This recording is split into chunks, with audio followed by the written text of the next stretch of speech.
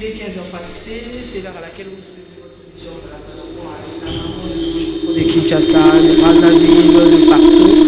Jolie Kinda, nous sommes là. Je ne suis pas seule, hein, comme vous le savez, chaque dimanche. Je suis avec mon équipe.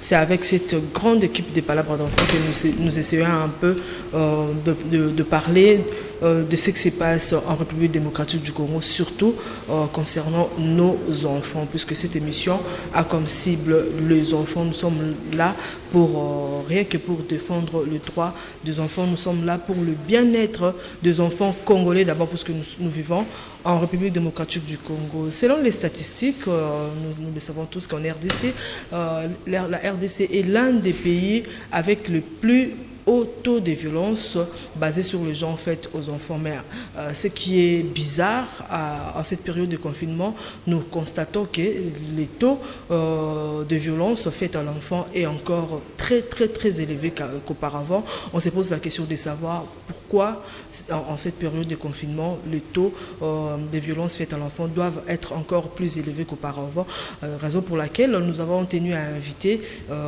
Major Mimi Bikela. Donc c'est avec elle, puisque c'est avec elle que nous allons essayer un peu de parler de ce que prévoit la loi en cas de violence faite à l'enfant. Elle va essayer un peu de nous parler en long et en large de ces différentes formes de violence faites à nos enfants. Alors je m'en vais du côté de la régie pour remercier bien sûr Bruno Nzingalo, le réalisateur patron, l'homme qui assure. Grand merci à toi Bruno Ndinga, et grand merci également à notre directeur de programme, monsieur Romain Makonda. Alors de ce fait, je salue mon équipe qui est avec moi sur ce plateau de Canal Congo Télévision. Bonjour à vous. Voilà, Major Mimi, bonjour. Est-ce que on peut commencer par, vous pouvez commencer par vous présenter pour que les téléspectateurs qui nous suivent en ce moment sur Canal Congo Télévision puissent savoir à qui nous avons affaire. Ok, merci beaucoup madame. Moi je m'appelle madame Mimi Bikela Mondele. Je suis le commandant d'une unité spécialisée de la police nationale province-ville de Kinshasa qui s'occupe de la protection de l'enfant et de lutte contre les violences sexuelles et basée sur le genre. Okay. Voilà, c'est pas facile de travailler, de commander les hommes. Hein?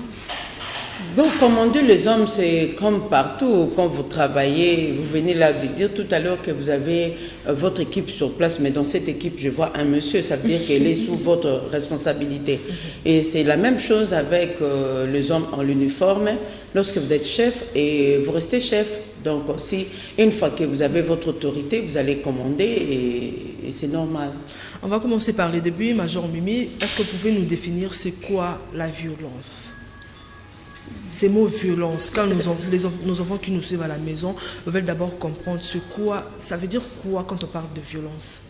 C'est bien clair quand on parle de violence, c'est tout comportement un peu violent, donc ça veut dire physiquement ou moralement, donc c'est un comportement qu'on peut infliger à une personne sans son consentement, sans sa volonté. Donc ça veut dire que vous faites quelque chose à une personne et que la personne n'est pas prête à accepter cette histoire, c'est ce qu'on appelle violence. Donc c'est pas seulement physique, mais ça peut être psychologique, ça peut être physique, ça peut être moral.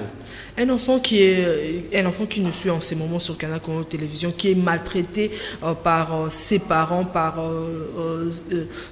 sa marâtre, par je sais pas moi par qui, est-ce que cet enfant peut dire qu'il est victime de violence? Effectivement, puisque la loi portant protection de l'enfant a prévu des articles comme article 151 de la loi portant protection de l'enfant qui parle de torture ou de maltraitance faite à l'enfant, c'est condamnable par la loi. Et un enfant qui subit des maltraitances comme ça, de torture comme ça à la maison, a droit à venir vers la police de protection de l'enfant et porter plainte, même si c'est pour ses parents. Est-ce que vous avez déjà eu à recevoir des enfants qui viennent porter la Plusieurs. Aujourd'hui, là même, avant de venir ici dans votre chaîne, j'ai laissé une demoiselle qui était venue porter plainte contre son papa. Elle avait quel âge? Et la fille a 15 ans. Elle est venue porter plainte contre son papa pour maltraitance. Donc ça veut dire que ce sont des cas. Et il y a des enfants qui nous suivent parfois qui ont déjà compris que Et il existe maintenant une police à qui elle peut faire confiance ou il peut faire confiance et il peut venir vers nous, porter plainte. On reçoit l'enfant, on étudie les cas de l'enfant et on essaye de faire tout le moyen possible, soit de rencontrer le parent, essayer de discuter aussi avec le parent pour voir qu'est-ce qui ne va pas et pour entrer en profondeur. Parce qu'il nous arrive aussi de cas où les enfants se présentent pour porter plainte mais qui ne disent pas aussi la vérité.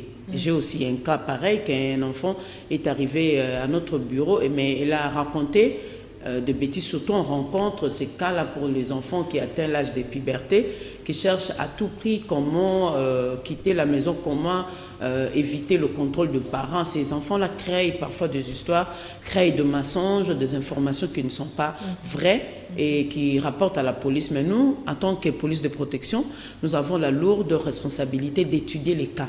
C'est pourquoi dans nos bureaux, donc si vous arrivez chez moi, au bureau, nous travaillons avec le service de l'assistance sociale qui est bien spécialisé pour faire l'étude de l'enfant. Quand l'enfant arrive comme ça, et on fait qu'on appelle une audition sommaire pour écouter l'enfant. Parce qu'en principe, quand un enfant vient à la police pour porter plainte, on exige l'assistance d'une grande personne qui peut accompagner l'enfant.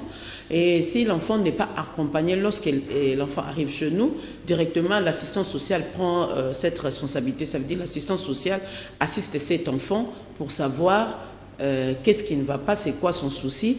Et on fait ce qu'on appelle mise en confiance, donc essayer de mettre en confiance l'enfant pour connaître pourquoi l'enfant se présente à la police. L'enfant, il nous arrive parfois de cas où l'enfant se présente à la police en train de pleurer. On doit prendre tout notre temps, on n'a jamais été pressé pour ces cas comme ça. On doit d'abord chercher à calmer l'enfant et essayer de le mettre en confiance. Et après, quand vous allez constater que l'enfant est maintenant dans ces états, vous allez maintenant discuter avec l'enfant, essayer de voir c'est quoi le problème. Mais s'il s'agit d'une plainte contre le parent, l'assistance sociale assiste l'enfant. Là, on lance l'invitation aux parents pour voir et pour pouvoir écouter les parents. Mais lorsqu'il s'agit d'un cas d'un enfant, puisqu'on reçoit tous les cas, chez nous, là, on considère que tout enfant qui se présente à la police, que ce soit enfant en conflit avec la loi, parce que quand on dit l'enfant en conflit avec la loi, c'est un enfant qui a commis un manquement. Donc ça veut dire qu'il a fait quelque chose qu'on peut considérer dans le code pénal comme infraction. C'est là, dans notre domaine, on appelle un manquement. Alors si on nous présente un enfant qui a commis un manquement, il y a toute une procédure. Ça veut dire chez nous, on reçoit l'enfant, on essaye de discuter comme sommairement, juste pour avoir l'identité de l'enfant, connaître si l'enfant habite avec ses parents ou sans parents.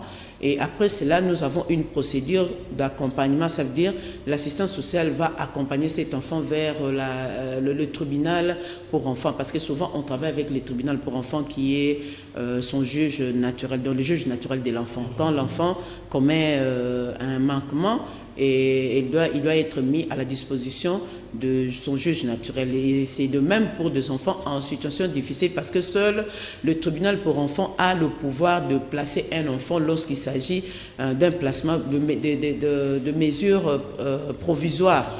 De mesures provisoires, ça veut dire essayer de prendre d'abord en charge un enfant en situation difficile et chercher comment atteindre soit ses parents et comment connaître la situation de l'enfant afin de chercher comment mettre cet enfant dans un placement provisoire. Seul le juge de tribunal pour enfants qui peut le faire. Vous ne pensez pas qu'une fois cet enfant, une fois le problème fini, une fois vous avez résolu le problème de cet enfant, l'enfant, quand il va retourner chez eux à la maison, il n'y aura pas de problème entre eux et ses parents? Non, il n'y aura pas de problème avec le parent parce que quand on invite les parents, ce n'est pas pour faire du mal aux parents, mais c'est pour essayer de discuter avec le parent, surtout pour les enfants en âge de puberté. On essaie de faire voir aux parents que par rapport à cette période, comment vous devez vous comporter avec cet enfant. Quelles sont les méthodes ou bien le langage à utiliser pour cet enfant? Parce qu'à l'âge de puberté, si on n'a pas pu saisir des opportunités pour discuter avec son enfant, on le perd. Alors, quand les parents arrivent chez nous, on essaie d'abord de rappeler aux parents qu'il existe l'âge de puberté pour l'enfant. Dans l'âge de puberté, l'enfant se permet de tout faire. L'enfant développe une certaine curiosité et puis par moments de tétitesse. Alors si le parent lâche, donc ça, en ce moment-là, ça devient très dangereux pour cet enfant. Alors si nous on constate que ces comportements est lié à l'âge de puberté, là on prend la disposition pour expliquer aux parents et pour donner aussi, parce que même le parent, on a la responsabilité de le conscientiser. On a la responsabilité de l'informer, donc donner l'information, parce que par moment, les parents agissent sous les effets de colère, et ils font n'importe quoi aux enfants, alors sans pour autant savoir que l'enfant se comporte comme ça, parce que c'est l'âge qui le commande, et par moment, c'est par manque de dialogue, par manque de discussion, par manque d'échange au niveau de la maison. C'est pourquoi nous, on essaie à notre niveau, puisque nous avons la responsabilité de faire la prévention. Et qui dit prévention chez nous, c'est la sensibilisation. On a la responsabilité de former aux parents que par rapport à notre temps ici, par rapport à notre période, il n'existe plus de tabou. Ça veut dire que le parent doit avoir le temps de discuter, de voir. Un parent doit connaître l'évolution de l'enfant, parce que vous avez mis l'enfant, même si vous n'avez pas mis, même si vous êtes un parent sous tutelle, et puis un enfant qui vit sous tutelle, donc vous devez connaître l'évolution de l'enfant tout en étant un être vivant qui est né aussi et qui a commencé à bas âge, et pour grandir, ça veut dire on doit avoir l'idée sur le développement de l'enfant, puisqu'à chaque étape, à chaque développement, il y a un changement. L'enfant qui est né, qui est bébé, qui parfois cherche sa maman par de sens, il sent l'odeur de sa maman, et à un niveau, vous arrivez à 2 ans, 3 ans, l'enfant connaît ses parents, même dans le mois, 9 mois, tout ça, l'enfant commence à refuser. Ça veut dire une personne veut prendre l'enfant refuse, ça veut dire le sens se développe au fur et à mesure. Donc ça veut dire, si le parent se met dans sa tête qu'il a le temps pour comprendre son enfant, pour comprendre l'évolution de l'enfant, cela ne pose pas de problème. Alors lorsqu'il y a des difficultés et qu'il y a les mésententes entre papa et enfant, ou par maman et enfant, et on doit chercher à savoir le pourquoi. Par moment aussi, on rencontre des cas où les enfants deviennent compliqués, c'est suite au comportement des parents. Parfois, quand on essaye de gérer certaines histoires au niveau de la maison, des disputes au niveau de la maison, des échanges, des injures, tout ça, ça cause du tort aux enfants. Vous avez l'habitude de vous discuter à tout moment, les parents en présence des enfants, et parfois l'enfant peut être dans la chambre, vous dites que l'enfant n'est pas là, non, mais il écoute, il n'est pas présent, mais il écoute les échanges, les mots que vous faites entre parents. Cela n'apporte pas une bonne éducation à l'enfant. Ça veut dire, si un enfant est né dans une famille où il y a des disputes à tout moment, où il y a des injures, il y a des insultes, ça devient comme une défense, comme un moyen de défense pour cet enfant, puisque l'enfant va comprendre que s'il y a un tel problème, pour résoudre ce problème, je dois me battre, je dois injurier, je dois insulter, je dois me comporter de cette manière, parce que c'est ce qu'il constate dans sa famille. Alors nous, en tant que parents, tout retombe sur nous. Tout retombe sur nous, parce que nous avons la responsabilité de gérer nos histoires en dehors des enfants. Et qui dit gérer, c'est aussi un autre problème qui commence, parce que quand on dit gérer, c'est aussi une forme de violence qui commence, parce que si la famille, entre parents, vous devez commencer à gérer de bêtises à la maison, et vous vous faites aussi du mal. Si ce n'est pas la maman qui fait du mal au papa, c'est le papa qui fera du mal à la maman. Ça veut dire, la meilleure façon de vivre dans la famille, à l'intérêt des enfants, c'est vivre en paix. Ça veut dire avoir l'esprit de dialogue, avoir l'esprit d'échange, avoir par moment, créer même un jour possible pour être en famille avec les enfants, essayer de discuter avec les enfants, parce que par rapport aux droits des enfants, il y a aussi le droit à la participation. Ça veut dire, tout ce que vous pensez, vous préconisez, vous avez l'idée de faire à l'avenir, il faut aussi associer les enfants. Donc ça veut dire, vous faites venir les enfants pendant votre discussion, pas discussion de se chamailler, pendant votre échange, dialogue, oui, vous essayez aussi d'avoir, l'enfant peut être enfant. On dit quand un idiot parle, il faut le laisser le temps, parce que peut-être qu'à la fin, il va chuter avec une bonne information. Ça veut dire, même avec les enfants, vous essayez de donner, oui, ça peut être comme de blagues, qu'est-ce que vous pensez devenir quand vous serez, donc ça veut dire que vous faites participer l'enfant. Et c'est là, donne aussi la considération à l'enfant. L'enfant aussi, ça donne la possibilité à l'enfant de s'exprimer. Et quand l'enfant s'exprime, ça enlève beaucoup de barrières entre parents et enfants. Parce qu'un enfant qui s'exprime, qui a l'expression facile, peut facilement communiquer quelque chose qui arrive de mal. Et cet enfant-là aura la facilité de comprendre que si je fais ceci, maman va parler. Et pour que maman ne parle pas, je dois d'abord demander à maman si je peux faire ceci. Si cette personne me fait ceci, me dit ceci, je dois d'abord expliquer à maman. Maman va m'indiquer comment faire ou bien comment répondre à cette personne. Donc, dans tout ce qu'on essaie de faire par rapport à l'enfant, nous voulons assez qu'il y ait une bonne communication dans le foyer entre parents et enfants. Cela nous épargne de beaucoup de choses. Si on peut dire surtout pour cette période ici que nous sommes en train de traverser, nous avons constaté qu'il y a un taux élevé de violence basée sur le genre. Qui dit violence basée sur le genre, c'est toute forme de violence conjugale, viol, le maltraitance aux coups et blessures, tout. Donc ça englobe le tout. Là on parle de violence basée sur vous, madame, le genre. Major Mimi, en tant qu'expert en la matière, comment pouvez-vous expliquer cela? Pourquoi seulement en cette période de confinement que le taux de violence doit être élevé? Oui, cela peut être expliqué dans beaucoup de circonstances, comme on vient de dire là. Dans certaines familles, il n'y a jamais eu de dialogue, il n'y a jamais eu d'échange.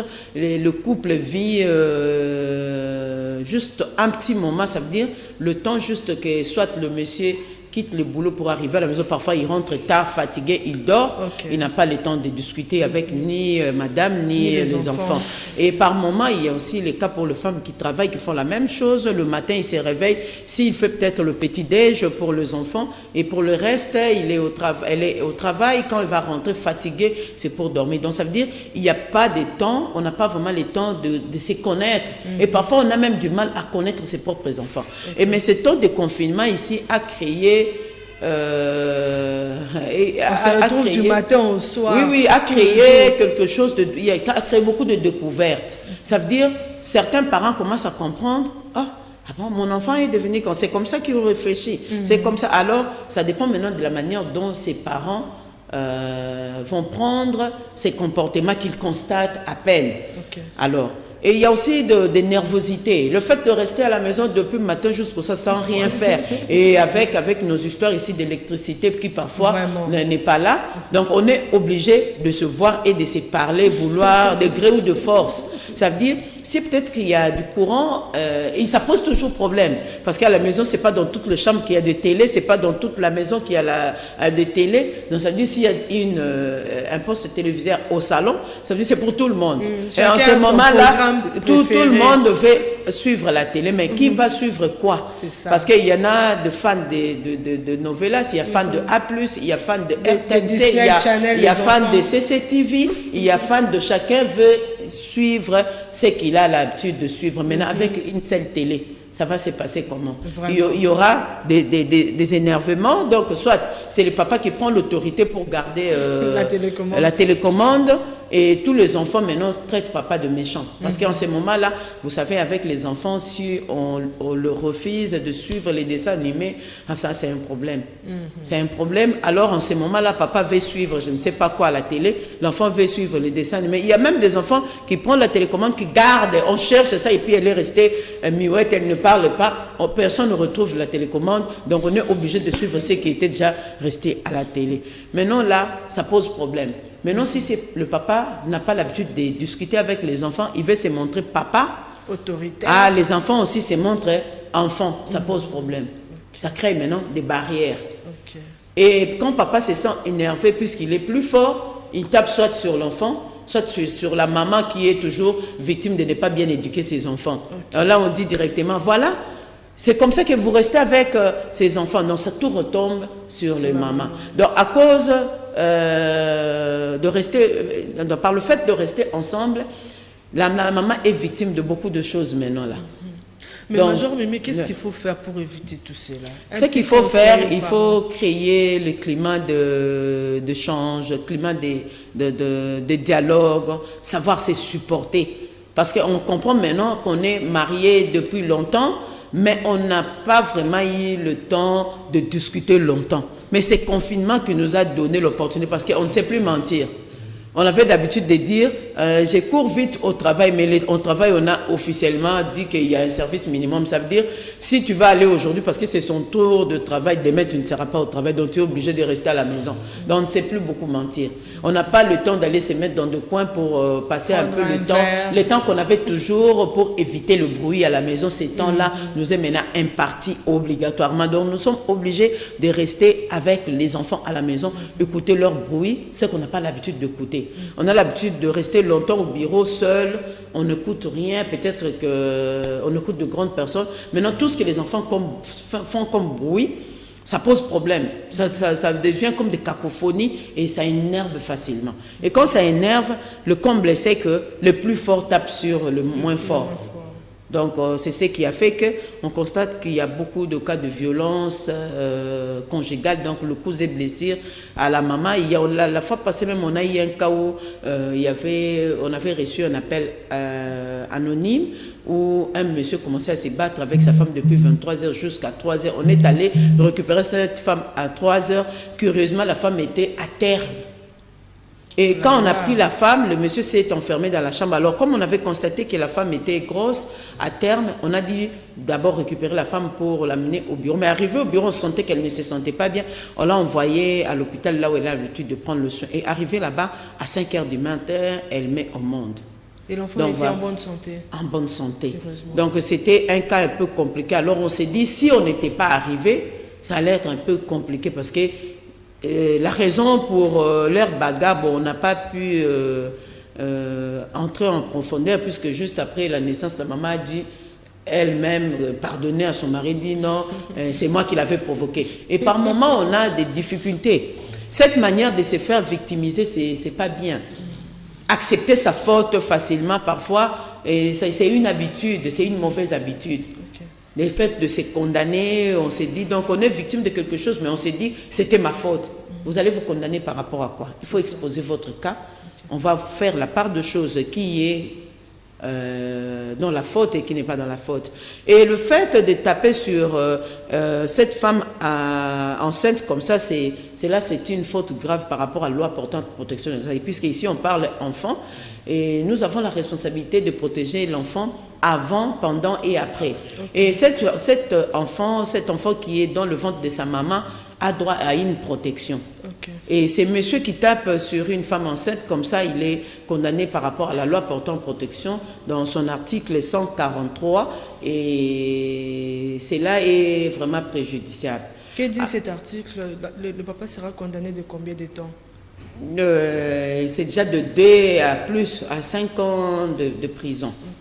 Ouais. Donc, c'est vraiment, c'est comme si vous étiez en train de faire l'infraction contre 2 personnes. Vous avez porté le coup sur la maman et en même temps vous tapez sur l'enfant. Donc, c'est vraiment très dangereux. Voilà. C'est très dangereux. Voilà, je ne pourrais pas monopoliser la parole, malheureusement. J'ai beaucoup de questions à poser à Major Mimi, mais je laisse la parole à la petite Victoria. Si tu as une question à poser à Major Mimi, elle est là pour te répondre. Vas-y.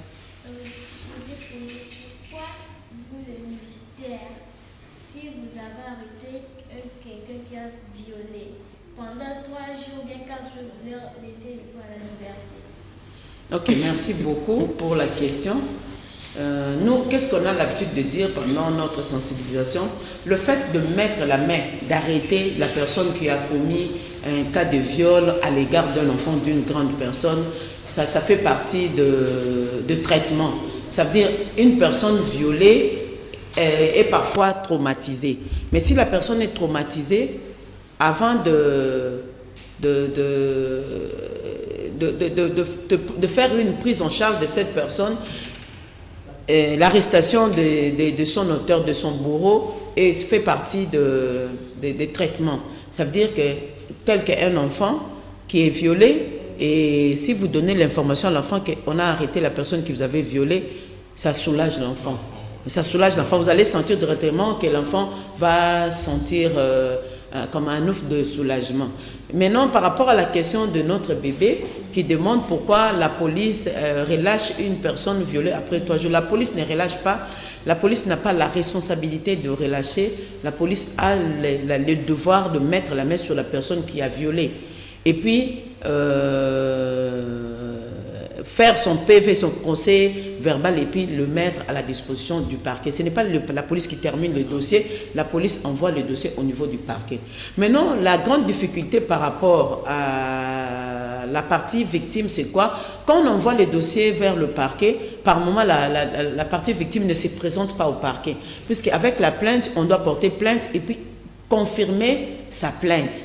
Parfois, si la personne se retrouve au niveau du parquet 2-3 jours, il y a personne qui confirme cette plainte, qui approuve réellement qu'il y a eu un cas. En ce moment-là, le parquet aussi, à son niveau, on trouve des solutions de sa manière. Par peur, parce que la victime il y a par peur, la victime parfois a peur, c'est pourquoi on parle de représailles. Parfois, il y a des personnes victimes qui évitent des représailles. Surtout les gens qui rencontrent des cas de violence ou bien de viol par des délinquants ou de personnes au Koulouna, des enfants au Koulouna, et qui retournent avec force pour attaquer la famille de la victime. Et alors, par peur de représailles, il y a certaines personnes, après avoir porté plainte, ils vous demandent, non, il ne faut pas qu'on sache que c'est moi, il y a de peur. Mais nous avons toute une procédure, une responsabilité de renforcer la connaissance de la personne violée pour prouver qu'elle ne peut pas avoir peur de représailles, parce qu'une fois que la police est saisie, la police met la personne en sécurité. Ça veut dire quand vous portez plainte, si vous constatez que ça peut amener de retomber, on a la responsabilité de chercher comment vous sécuriser. Donc, le représailles ne doit pas vous faire garder silence par rapport au viol. Mais c'est à la police d'assurer la protection de la victime pour que cette victime n'ait pas peur. C'est pourquoi j'ai parlé de sécurité. Donc la police a la responsabilité de faire la prévention, de sécuriser. Là, c'est d'ailleurs une mission de la police en général. Ce n'est pas seulement la mission de la police de protection de l'enfant, puisque parmi les missions ordinaires de la police, il y a la mission de protection de personnes et de leurs biens. Ça, c'est une mission ordinaire de la police. Mais spécifiquement, chez nous, au niveau de l'unité de protection de l'enfant, nous avons cette responsabilité de sécuriser, de suivre à fond la sécurité de cette personne violée qui se présente à la police. Voilà. Victoria, tu as encore une autre question à poser à Major Mimi? Oui. Vas-y. Voilà, je vais poser encore. Vas-y. Maintenant, si vous arrêtez quelqu'un qui a violé, quand vous la rapportez dans le cachot, vous la rédiquez. Déjà, mettre une personne qui a violé dans le cachot, c'est ce qu'on appelle la rééducation. Donc, ça veut dire, ce n'est pas au niveau de la police, ce n'est pas au cachot, mais cette personne doit faire la prison. La personne qui a violé est condamnée de 5 à 20 ans de prison. Donc, ça veut dire, si on apporte les éléments qui prouvent à suffisance que cette personne avait commis cet acte, il sera envoyé au parquet, et du parquet, le parquet va faire son travail et puis mettre la personne à la disposition du tribunal, et le tribunal c'est pour la condamnation. Et on condamne la personne si on a regroupé les éléments de culpabilité par rapport à la personne, et c'est en ces moments-là qu'on doit chercher comment condamner la personne et puis payer le dommage-intérêt à la victime. Okay. Tu as encore une question? Non. Non, c'est bon. Tu es satisfaite? Oui. Ok. Bénédicte, ta question? Major Mimi, selon vous, qu'est-ce qui fait que les enfants puissent être victimes de violences dans notre pays? Les enfants victimes de violences, il y a beaucoup de raisons. Parmi ces raisons, il y a d'abord manque de dialogue. Quand l'enfant n'est pas informé de la situation, c'est pourquoi j'ai dit, dans la famille, il faut éviter des barrières. Parler avec les parents. Donc, dialogue entre parents et enfants, ça permet à ce que l'enfant soit au courant de toute situation qui peut arriver. Une maman qui parle à sa fille dit, si tu rencontres, par exemple, un enfant qu'on envoie déjà à l'école maternelle, on peut déjà commencer à dire à cet enfant, quand tu arrives à l'école, si quelqu'un te dit, enlève les slips, n'enlève pas. Il faut venir m'informer. Si quelqu'un te dit, va m'accompagner, par exemple, aller faire ceci, dis non, maman m'avait interdit. C'est à partir de cette petite éducation qu'on donne à l'enfant, malgré son âge, ça veut dire c'est une façon aussi de mettre à la tête de l'enfant que ceci est mauvais, ceci n'est pas mauvais. C'est juste par ignorance que les enfants se retrouvent dans des viols. C'est pourquoi je dis parfois aux parents, le fait d'être aussi trop méchant à l'enfant, ça effraie l'enfant et ça met aussi des barrières. L'enfant ne peut pas donner une information lorsqu'il est possible. Donc la raison de viol, il y en a plusieurs. Parce qu'il existe des mauvaises personnes, des méchants qui cherchent à faire du mal aux enfants. Mais ces enfants ne doivent être prudentes que si, plutôt ne doivent être prudents, parce que là on parle des enfants garçons et des enfants filles, ne doivent être prudents que s'ils ont l'information. Ça veut dire, il a déjà entendu parler une fois de viol, il a déjà entendu parler des violences, il a déjà entendu, et puis cet enfant qui a la facilité d'avoir l'expression peut poser beaucoup de questions et puis ça peut rendre l'enfant prudent. Ça veut dire éviter de mauvaises personnes. Est-ce que les lois de notre pays protègent les enfants? Si oui, comment et sinon pourquoi? Il existe une loi portant protection de l'enfant que j'ai ici avec moi. C'est ça, la loi, on parle de la loi 09/001 du 10 janvier 2009. C'est depuis 2009 qu'il existe une loi qui parle de la protection en général de l'enfant, protection spéciale, protection à toute... de protection des droits de l'enfant. Donc de toute manière, il existe une loi. Cette loi protège l'enfant. Et l'enfant aussi a le devoir de lire cette loi parce qu'il y a beaucoup de ces droits qui sont protégés que parfois l'enfant ignore. Donc c'est pourquoi quand on parle de droits des enfants, et les parents aussi doivent rappeler aux enfants leurs droits. Ça permet à ce que l'enfant soit ouvert au niveau de la famille, au niveau même de l'école, connaître ce droit même au niveau de l'école. Ça veut dire qu'il existe une loi qui est ferme et qui condamne de 5 à 20 ans pour toute personne. Ça dépend des infractions. S'il s'agit de viols, c'est de 5 à 20 ans. Mais s'il s'agit d'autres infractions telles que coups et blessures portés à un enfant est condamné par l'article 147 de la loi portant protection de l'enfant, c'est déjà condamné de 2 à plus. Donc c'est le fait seulement de porter de coups et blessures. Un bras cassé, l'enfant, et que ça cause des problèmes à l'enfant, il y a une condamnation de 2 à au-delà. Face à cette situation de violence, quels sont les remèdes que vous nous proposez? Il y a beaucoup de remèdes. Il y a une prise en charge qu'on appelle psychosociale, parce que nous ne travaillons pas seuls, nous travaillons en synergie avec beaucoup de services. Nous travaillons avec les psychologues, nous travaillons avec les services sociaux, nous travaillons avec le médecin, nous travaillons avec les hommes de droit, donc les avocats. Donc il y a une prise en charge qu'on appelle holistique. Dans la prise en charge holistique, ça associe tout le service que j'ai dit. Donc nous travaillons en synergie. Moi, à mon niveau, je fais une prise en charge judiciaire.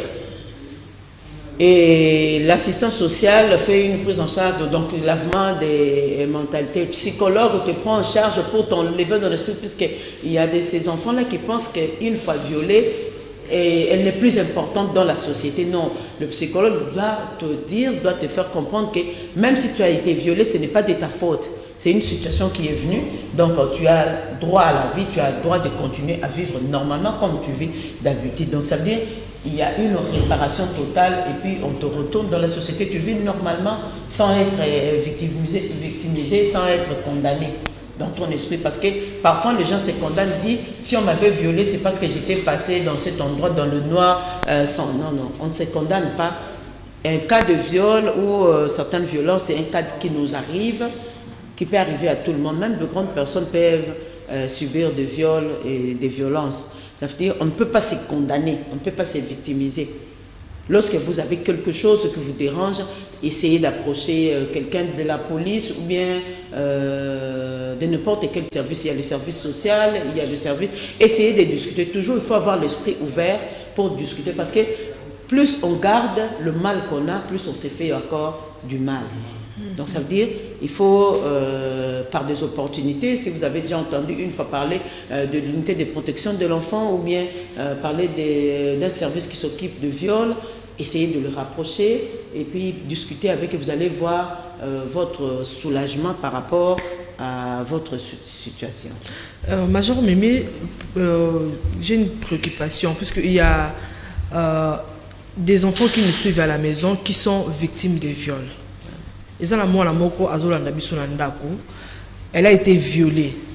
Elle a 12 ans, 14 ans, mais sa maman lui dit na okende ko dénoncer pour que pourquoi parce que moi nanga akosambwa.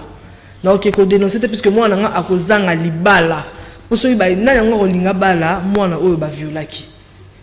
Major Bimi, en tant qu'expert en la matière, qu'est-ce que tu peux dire à la maman ou à Zolanda Bisso et puis à la fille qui est violée ou à continuer à garder silence chez elle à la maison?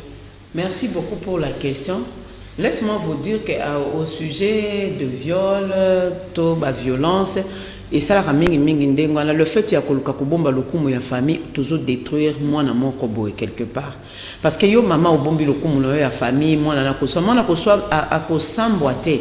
Parce que tozali na devoir wana yako makambo ya viol to traiter d'une manière secrète.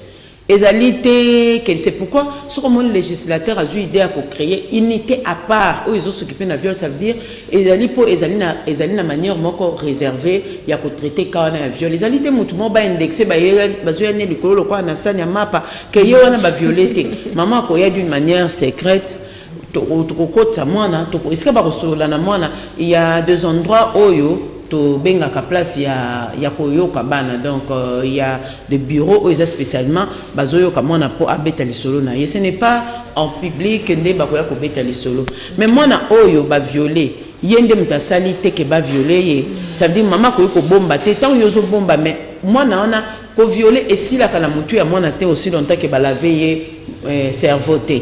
Donc ça veut dire tant yozo bomba et moi on a tika les victimes mais c'est pourquoi on parle de deux termes. Ça pose souvent problème. On parle de victimes et on parle aussi de survivantes. Parfois ces termes-là compliquent la situation par rapport à Mito Abato. Quand on parle de survivantes, c'est cet enfant victime qui a eu le courage de dénoncer, ça veut dire parler de son cas.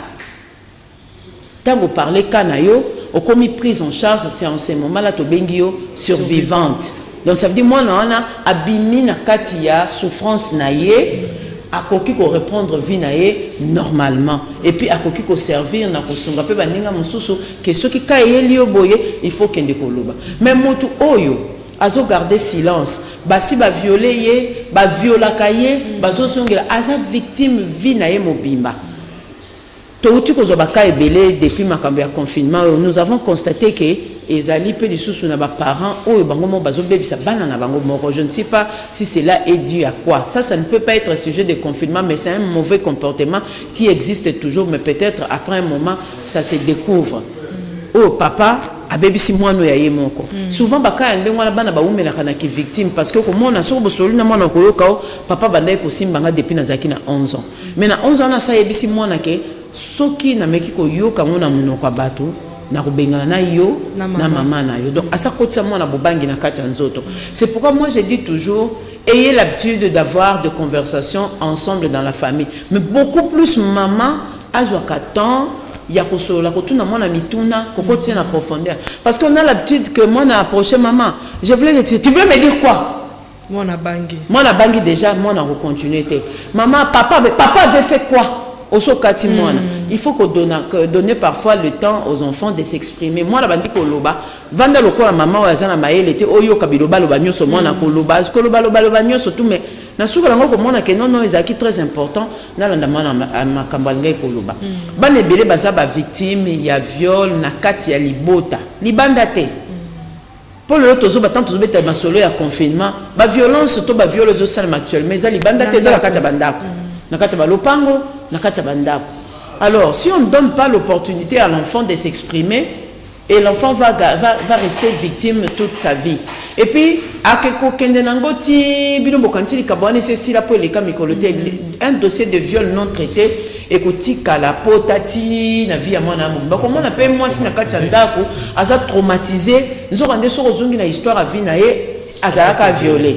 Donc ça veut dire, même si biso mikolo, atayo muto zolandanga, lelo yo, ce qui kawane se yela kayo na vie na yo une fois. Ti lelo biso tozo bengo victime.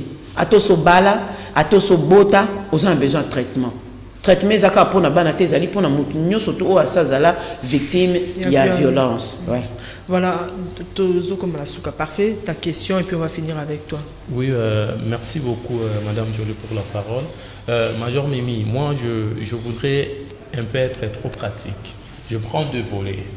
Je dois vous poser la question. Vous devez nécessairement nous dire quelles sont les mesures que la police est en train de mettre en place pour essayer un peu de trouver solution à ces grands problèmes de viol pendant ce confinement.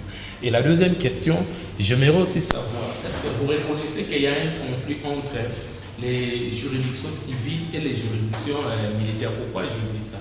Tout à l'heure, vous venez de l'affirmer, quand vous arrêtez quelqu'un qui a commis un acte de viol, à un moment donné, vous allez les soumettre au juge ou au magistrat. Alors nous constatons que chez le magistrat, il y a un peu de relâchement. Le magistrat va essayer un peu de voir comment il va se mettre en accord avec la famille pour soutirer quelque chose. Et puis, je crois l'enfant avait souligné, on va relâcher l'enfant.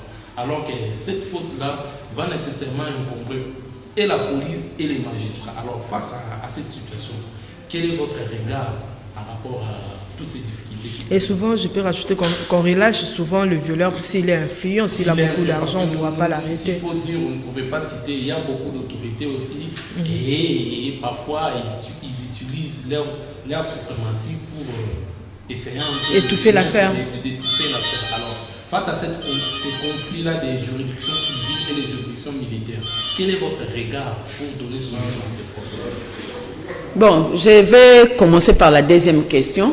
Quand vous parlez des juridictions militaires, bon, nous sommes de la police. C'est la police et le parquet civil.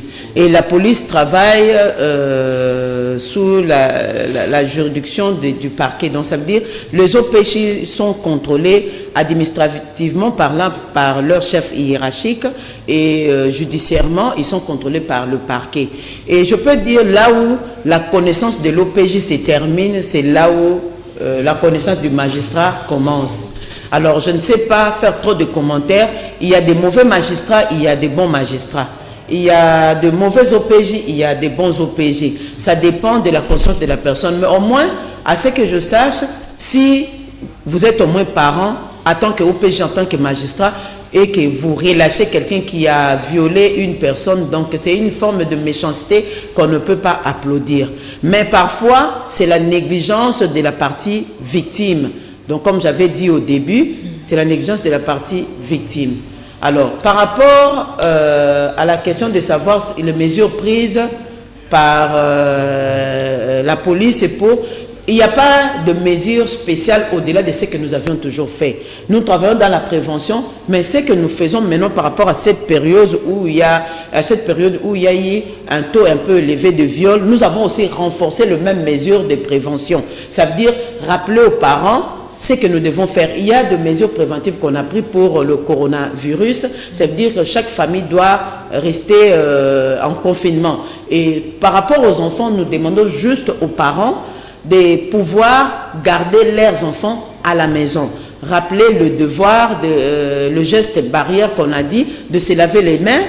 C'est ce que nous, en tant que policiers, nous rappelons aussi aux parents. De demander aux enfants de se laver les mains à tout moment, de se moucher avec le papier et puis jeter, d'éviter les attroupements, le regroupement et d'éviter le milieu public parce que pour l'instant, ce n'est pas vraiment nécessaire si nous voulons éviter la propagation de cette maladie. Il n'y a pas de mesures spéciales. Nous continuons avec les mesures préventives que nous avons pour la protection de l'enfant. Nous faisons des tournées de contrôle, la sensibilisation. Ça, ce sont des mesures préventives que nous avons toujours utilisées. Mais face au coronavirus, nous demandons aux parents de respecter les mesures préventives prises par le chef de l'État.